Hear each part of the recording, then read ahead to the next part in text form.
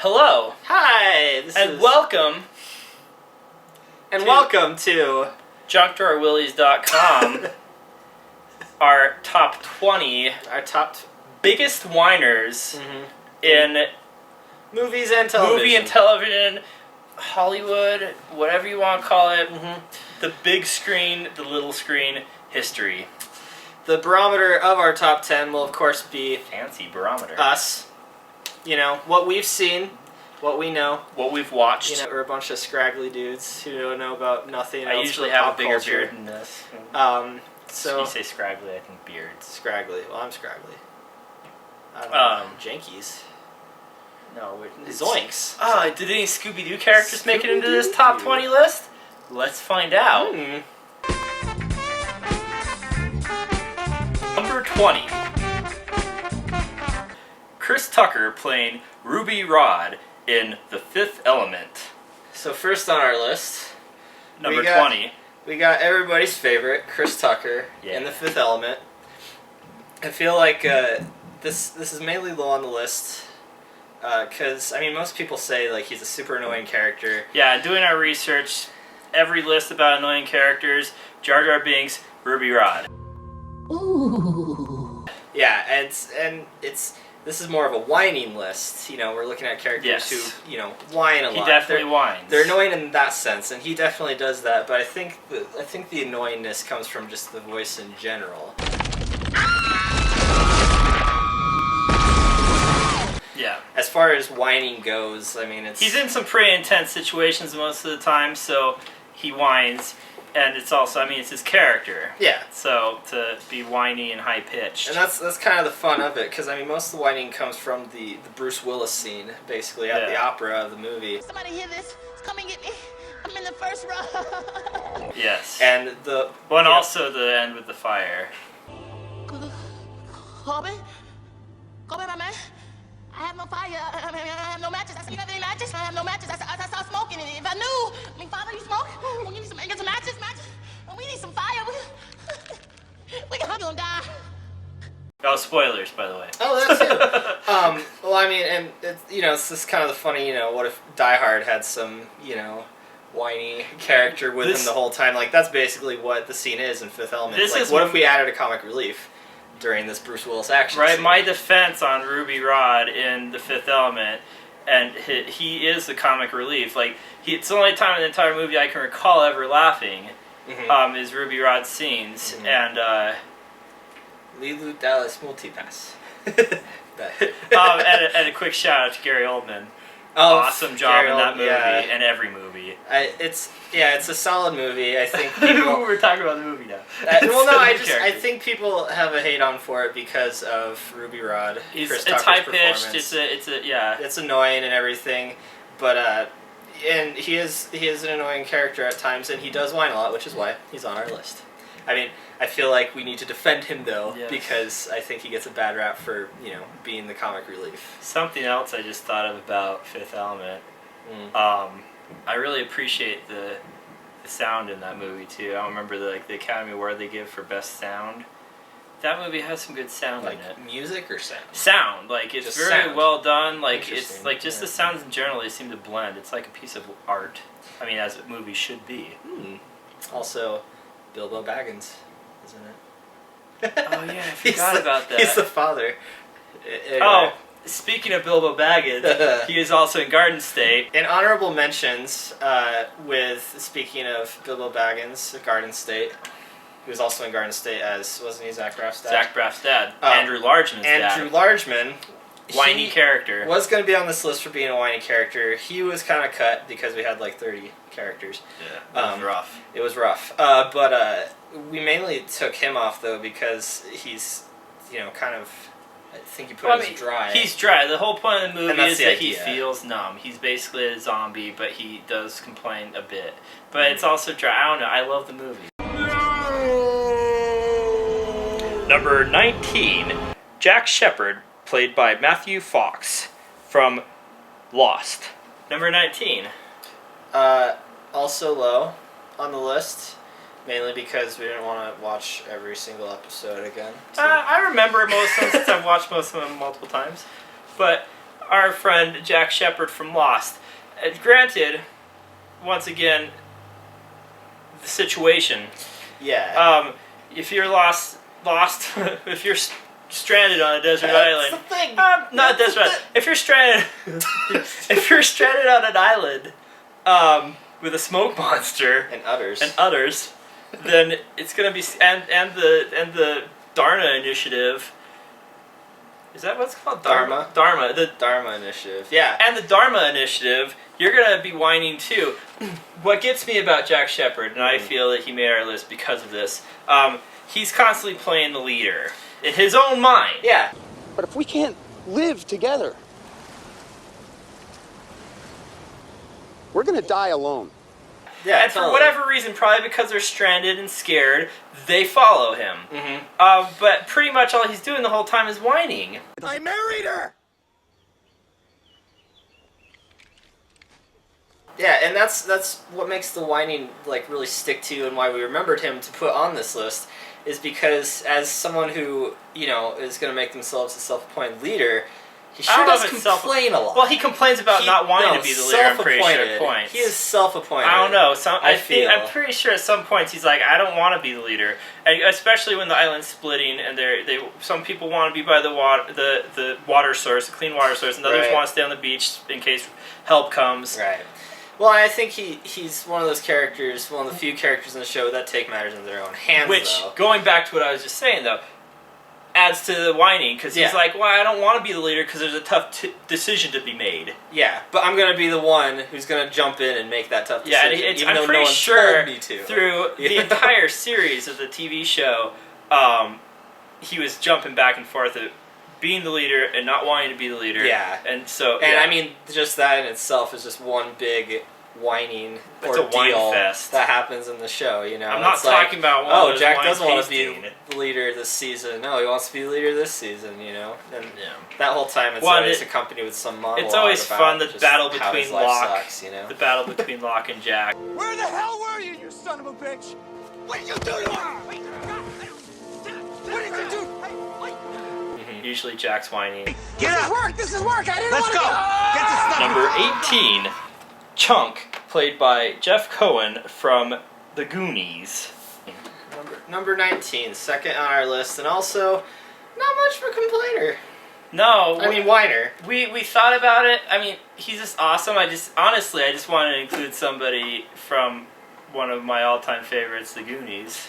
But he does whine, just Well, not but in the nearly as situational, much. okay, once again, as we did with number 20, Ruby Rod, Chunk, he only complains in situations where we all would complain.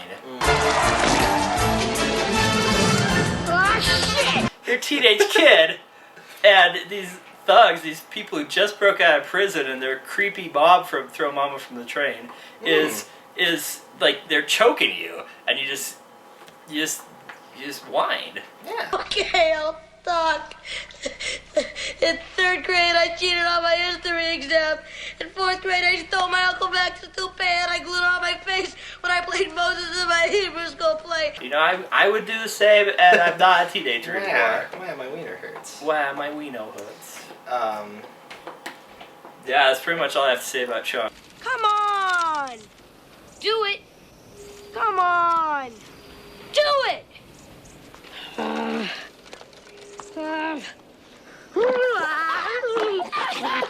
Yeah, honorable mention though. To lead up to it, Honorable mention. I got Jeff Cohen confused with the guy from the Brat Pack I don't know how he did. who buffed up and instead was of the being a bully. large man scrawnying down, Yeah. he was a scrawny man who beefed up. Anthony Michael Hall from the Michael- Brat Pack. yeah, he was the bully. Always in Edward played Scissorhands, and always played the nerds in Always the played- Brat Pack.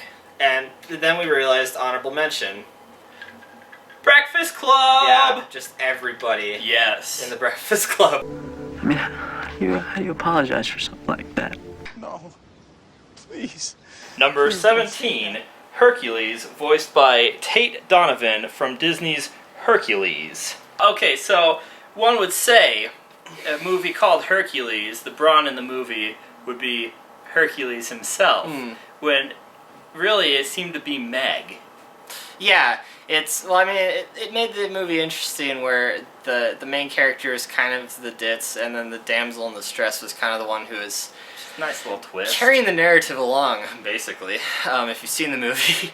Unlike the other two that we just did on our list, his whining is more of is less of a cosmetic thing. You know, it doesn't add to the movie at all. It actually kind of brings the movie down in sense of his personality, his character building, because if you haven't seen the movie, the movie kind of starts off with him, being younger, kind of growing up in age, and at like some teen, adolescent point in his life, he's sort of an outcast. He's clumsy, he, breaks things left and right. People don't like being around him, and he complains about it a lot, which is understandable in his situation. But then, la-di-da, turns out he's a son of a god. Son of a god. Son of a god. And he becomes this famous, basically superhero because he's beating up all these monsters that are terrorizing people. So he becomes really famous. And what does he do when he becomes really famous? I'm an action figure. He complains about My it. Wino hurts. Yeah. So, it kind of hurts the movie in that sense. But you still have Meg. The strong female type, but The brawn of the movie. the main character, the broad of the movie. The brawn of the movie. Brawn of the movie. But the main title is Hercules, but he's not a likable, relatable character, and it's mainly because of his whining. Aren't you a damsel in distress? I'm a damsel. I'm in distress. I can handle this.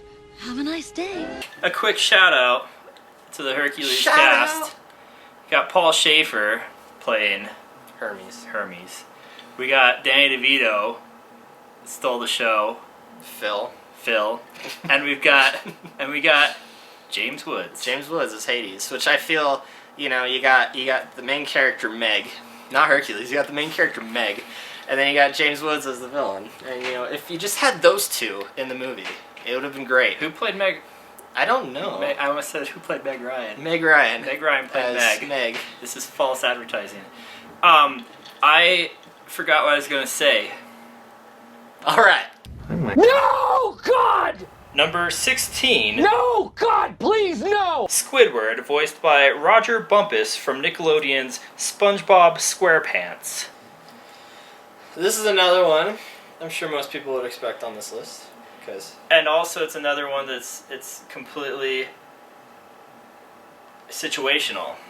Yeah, well, but that's kind of why it's Squidward, by the way. No. Squidward. in the mid-range on this list, because if you haven't seen SpongeBob before, I'm gonna give you every single episode right now. Okay. Did involve Squidward. SpongeBob and Patrick are being absurdly annoying. Hello? Squidward! Is it time already for you to ruin my day? Right? This somehow affects Squidward in some way, and he whines about it. I think I'll go home and slam my head in the door repeatedly. That's all you need. It's every SpongeBob I mean, SquarePants. let's put ourselves in Squidward's shoes. His 8 shoes. Is 8? Oh, clever. Maybe 7 Right. because he uses 2 as arms at least. And I think that's an octopus. Oh, yeah, he's a squid. I don't even know. That's we digress.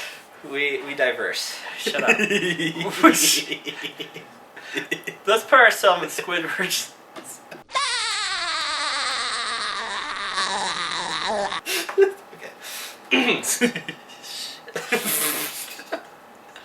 Let's put ourselves in Squidward's shoes. If we were neighbors with SpongeBob and Patrick, I'm pretty sure you live between SpongeBob and Patrick.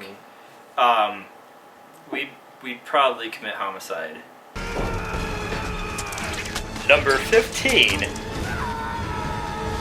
Snarf, voiced by Bob McFadden from 1985's The Thundercats. Once again, this character made our list mostly because of his voice. Lionel!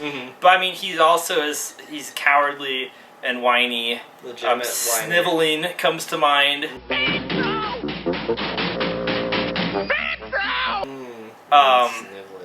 I love Snarf. I love Thundercats, Yeah. but Snarf he's whiny, Oh and my God. every time he he contributes to any kind of adventure that the Thundercats have, it's usually by accident, or he grows twice his size. Well, in that case, yeah. That happened? Yeah, it was weird. Huh. Yeah. Yes, I don't... As most Thundercats cartoons are. My theory is that the creators of Thundercats were high on something the entire time. Well, clearly. Old Snarf just gets better with age. And He-Man. And the Zorks. Well, it seems like, you know... And Smurfs. Mentioning Okay, 1980s He-Man. cartoons, 70s cartoons. Right. Well, mentioning He-Man, any type of old cartoon back then that had, you know, action and all this heroism involved, they always had to have... Or, yeah. Snarf was the Orko of Thundercats. Huh. Basically. Well, like, yeah, but Snarf was more memorable than Orko. He was the launch pad of DuckTales, you know? Yeah, he's more the bumbling, bumbling. not. We use the same. Still, I don't know. still He the wasn't same whiny, concept. but yeah, Snarf is definitely bumbling. He's Same a concept. klutz. Bumbling, yeah, klutzy. And in our case with Snarf, a whiner. Number 14, Captain Hook, voiced by Hans Conried from Disney's Peter Pan, and Prince John, voiced by Peter Ustinov from Disney's Robin Hood. So we got a tie, kind of, for number 14, Captain Hook, Prince John. Both Disney villains. We kind of thought about both of them at the same time. We're like, they're kind of similar. They're very characters. similar, and Yeah. we can argue Captain Hook's whiniest moments and Prince John's whiniest moments. They're both obsessed with the hero, the protagonist of the movie. I'm just kidding. They're both Who both wear green. Oh yeah, And crazy Well, hats.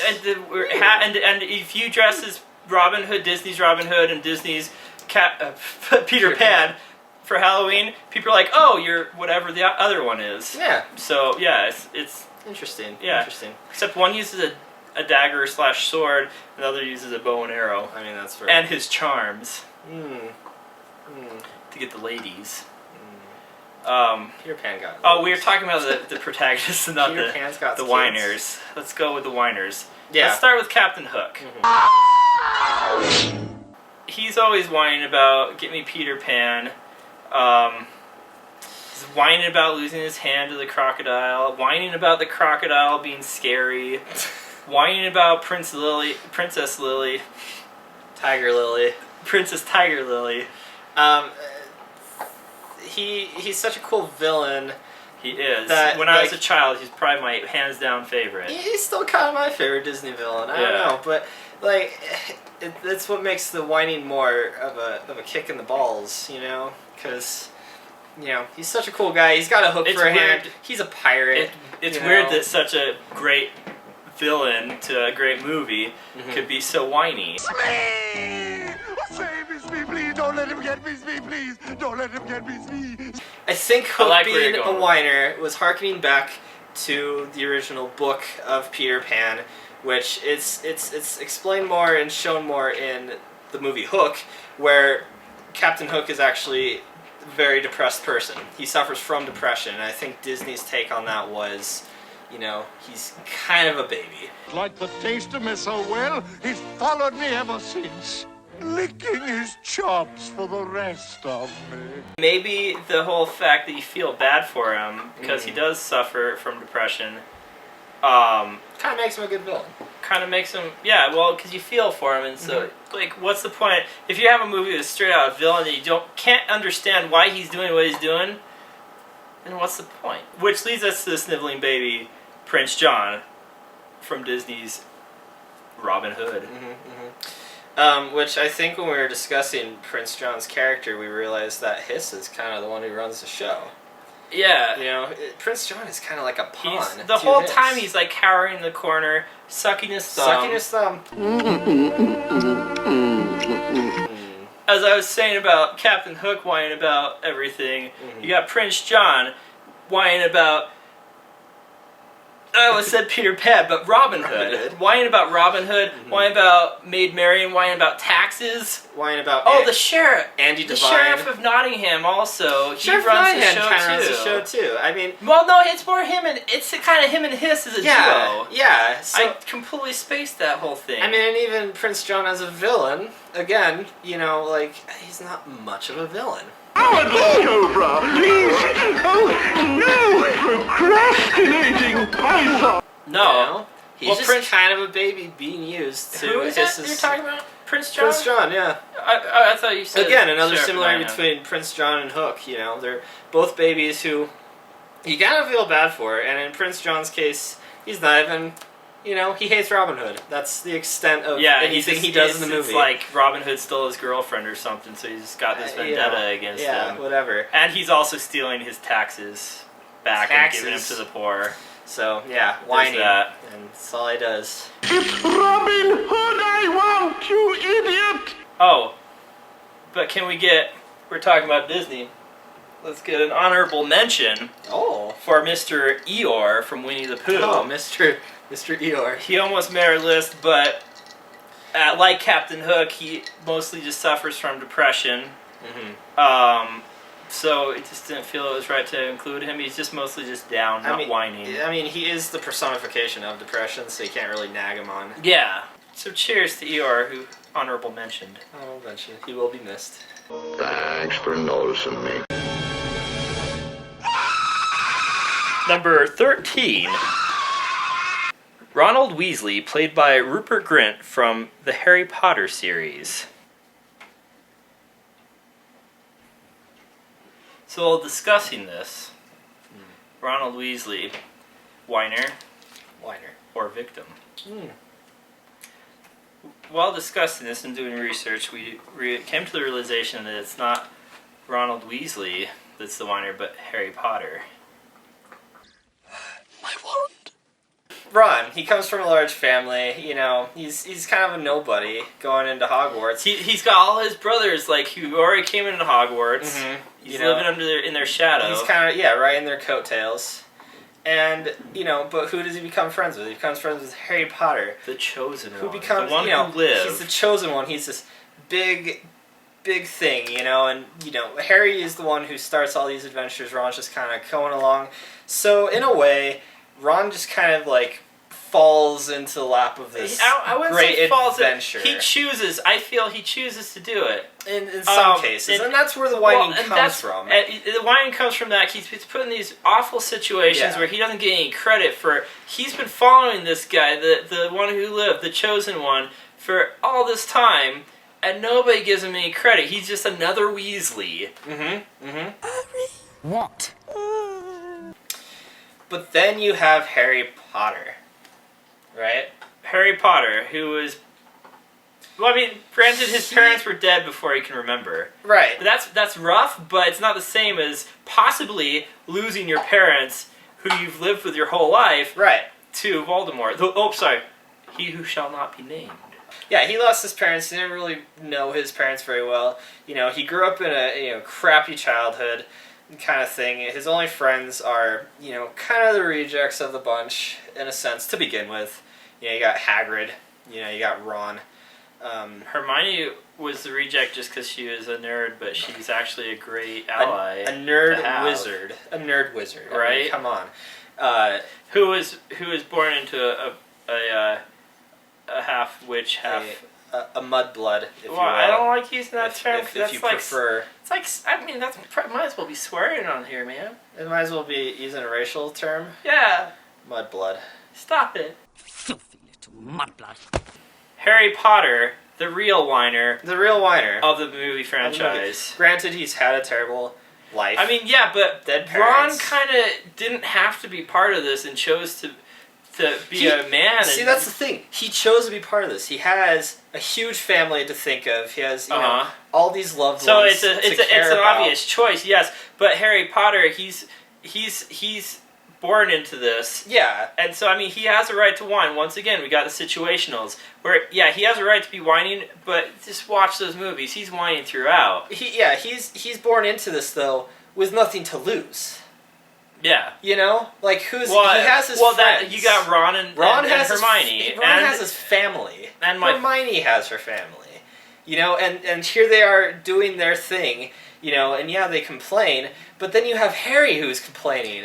And it's just like, this is all you to begin with. Well, and then you know? gotta give him he found out he had his godfather in Sirius Black. That's true. And then he lost him. But spoilers, we gotta put spoilers warning at the beginning of this whole damn thing. It'll happen. But yeah, so, I don't know, I feel that makes Harry Potter more of the whiner. Damn you!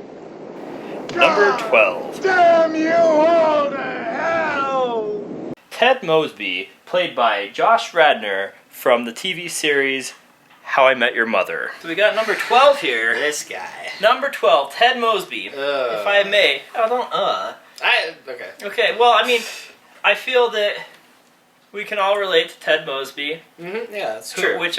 How many of us haven't been in love and realized it wasn't? Mm-hmm. But then, you don't want to accept that. And Talking to you. He's right there. Yeah. He's a big whiner, but all of us have been there. But the thing about him is, episode after episode, it's the entire he's doing show. it. This one girl after another. I mean, you have the 4 main relationships with Robin, Wendy, Stella, and Zoe.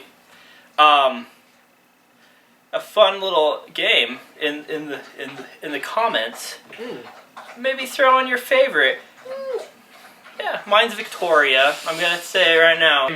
Ted Mosby has some good taste in women. I approve. But going back to his whining. Yeah, he's a whiny character, and it's interesting being that he is. You could kind of assume that he's the main character of the show.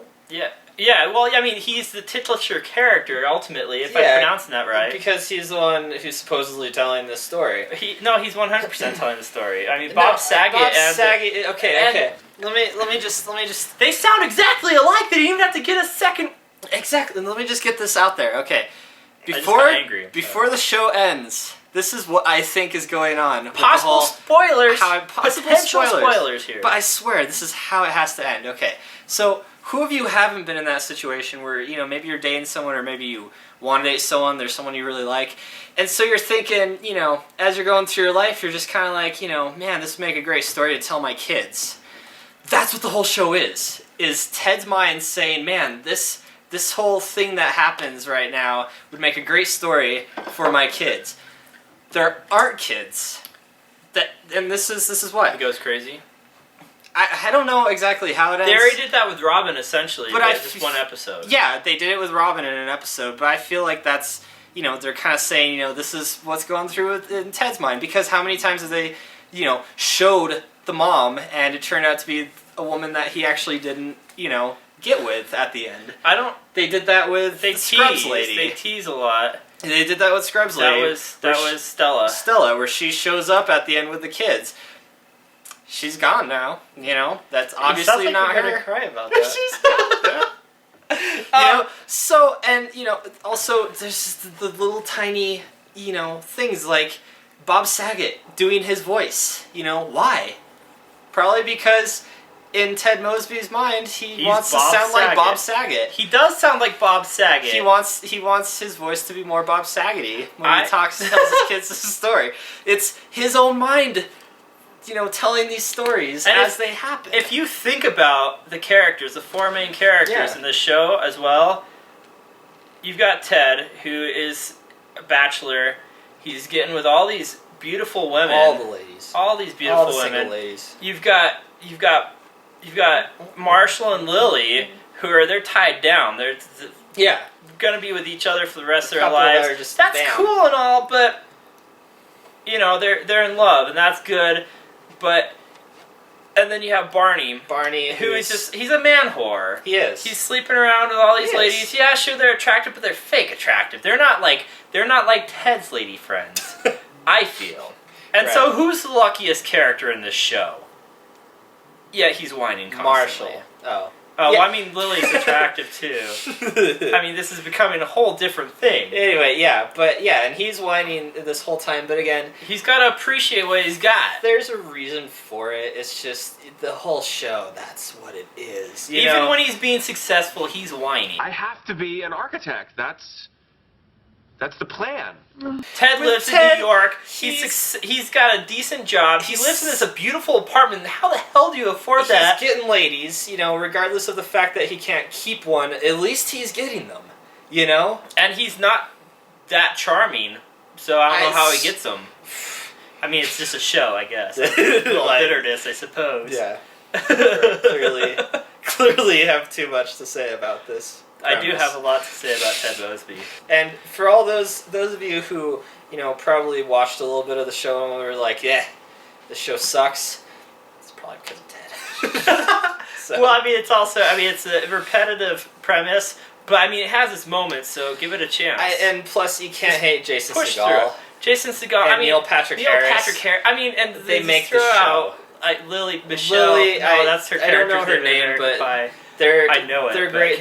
Their whole relationship, just those three characters, is amazing. Well, Ted adds to it. It's kind of like Ted is kind of like it's kind of like you got the straight man and the Zeppo Marx, and then you got the Chico, which is you got Barney. The Jerry Lewis. You got the he's doing the Marx Brothers, but okay. Oh, well, Zeppo Marx is Ted.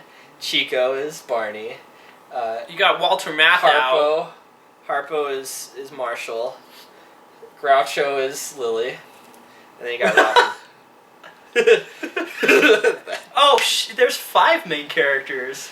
I forgot about Robin. Forgot about Robin. Well, it was the core 4, and then Robin came in. Yeah. Thanks to Ted. I'm an idiot. Fun little fact, though, and I don't remember what episode it was. Conan O'Brien. It's just in the background. Oh yeah. Episodes. No, I remember. Does anybody else know this? Yeah, it's the sex. In the comics. If it's the sex video. It's the sex video. The sex video episode where Barney finds out that Marshall and Lily have a sex tape.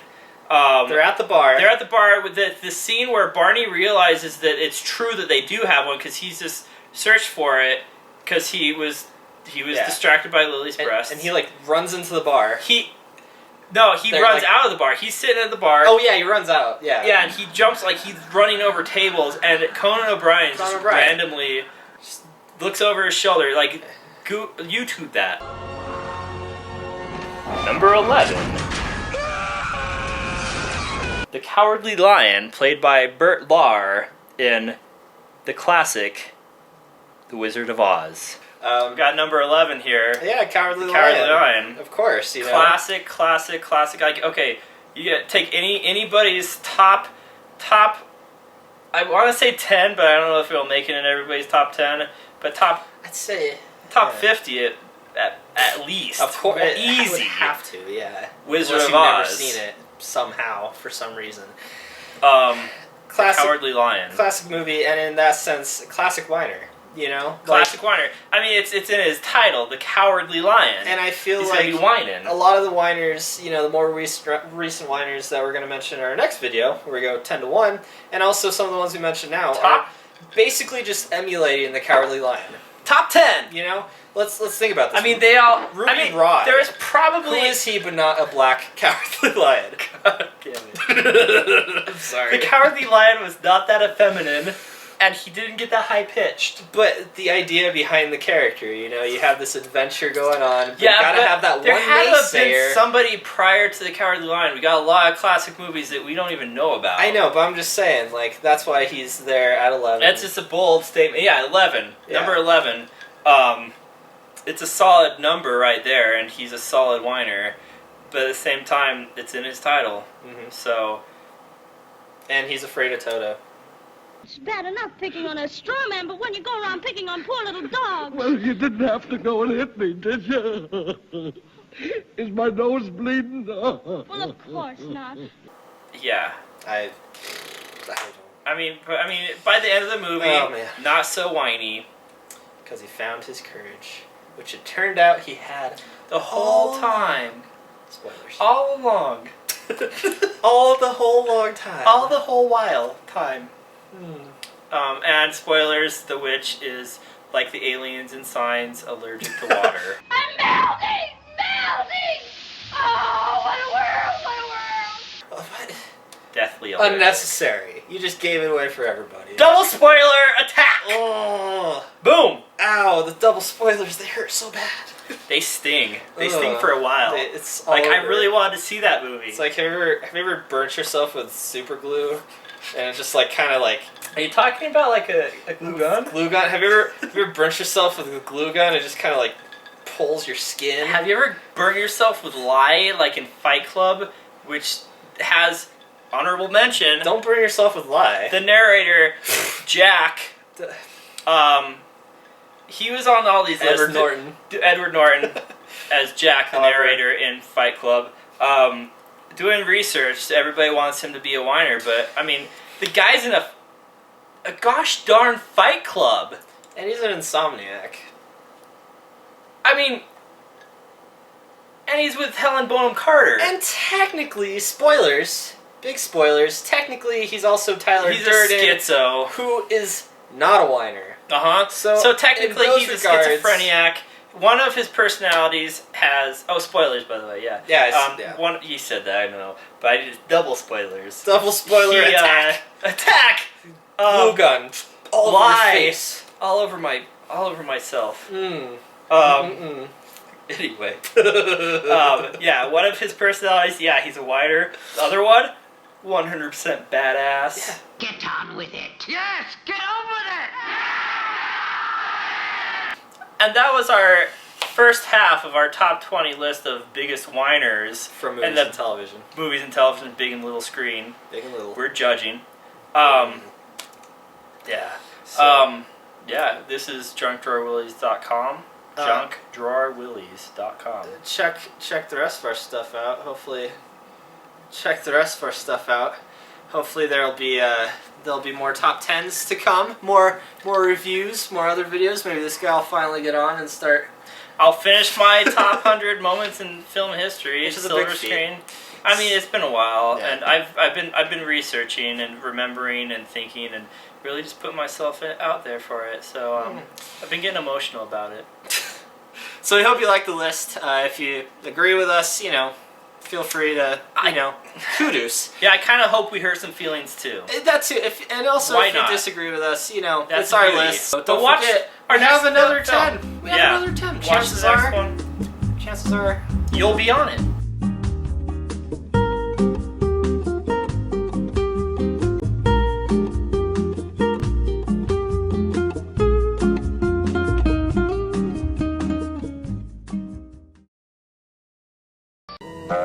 Herbal, durble, burble, herbal.